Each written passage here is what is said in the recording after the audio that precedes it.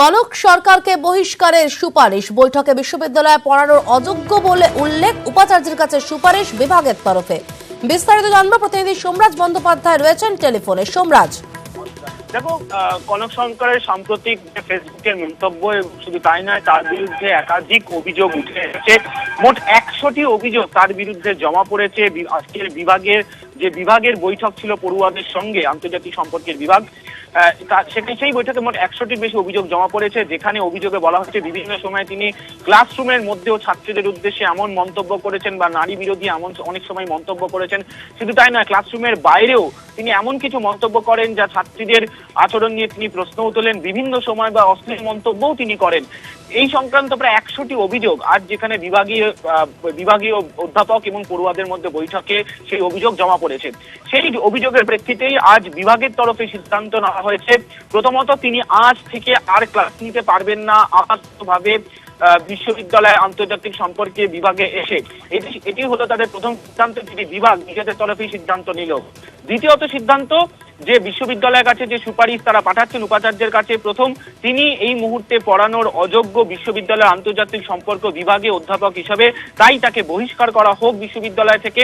এবং সেই বহিষ্কারের সুপারিশ শুধু নয়, বিশ্ববিদ্যালয়কে হচ্ছে আন্তর্জাতিক সম্পর্ক বিভাগের তরফে যে বিশ্ববিদ্যালয়ের ভেতরের এবং বাইরের বিভিন্ন মর্যাদাপূর্ণ ব্যক্তিদের নিয়ে একটি কমিটি তৈরি করা হোক, যেই কমিটি কি শাস্তি দেওয়া যায় সেই বিষয়ে যাতে প্রয়োজনীয় সিদ্ধান্ত নেয় সেই কমিটি।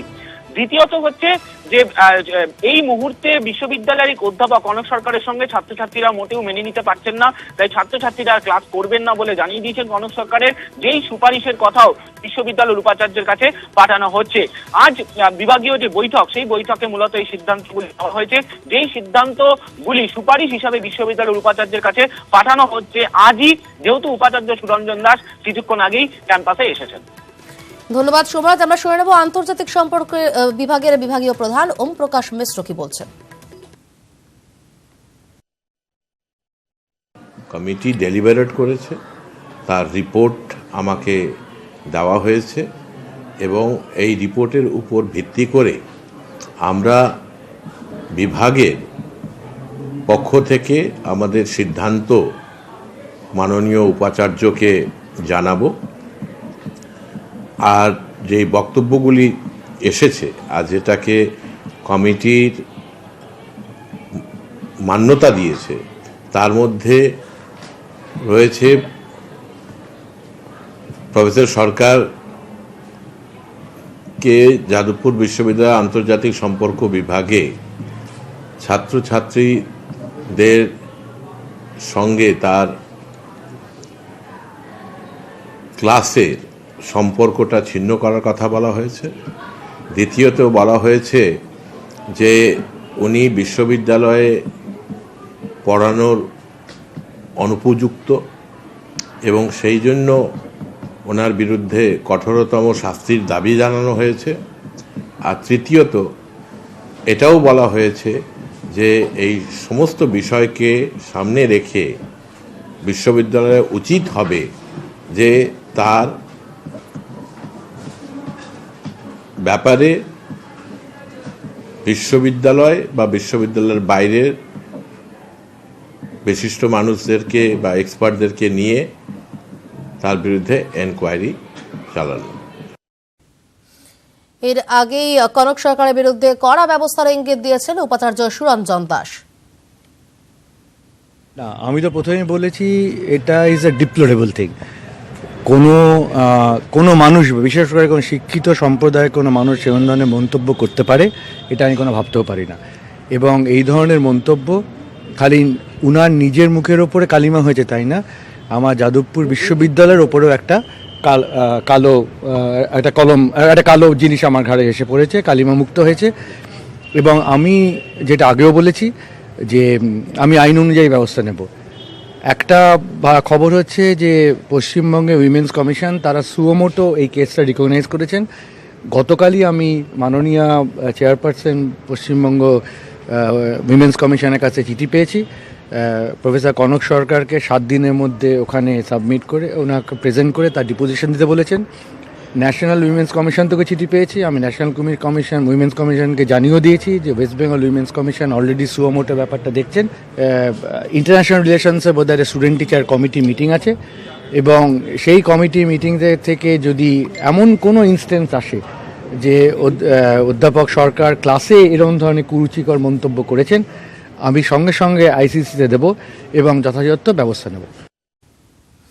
সরকারের 18 মাসে বছর, রেলের গতি আরও কম। পরিষেবার জন্য বেসরকারি সংস্থা এলে কাজে নাকি গতি আসে। প্রচলিত এই ধারণাটাই যেন চ্যালেঞ্জের মুখে।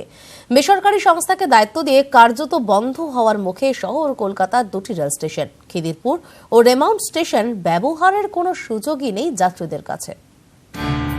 যেটা দেখছেন সেটা কোনো ভুতুড়ে জায়গা নয়। শহর কলকাতার বুকে চক্র রেলের খিদিরপুর স্টেশন।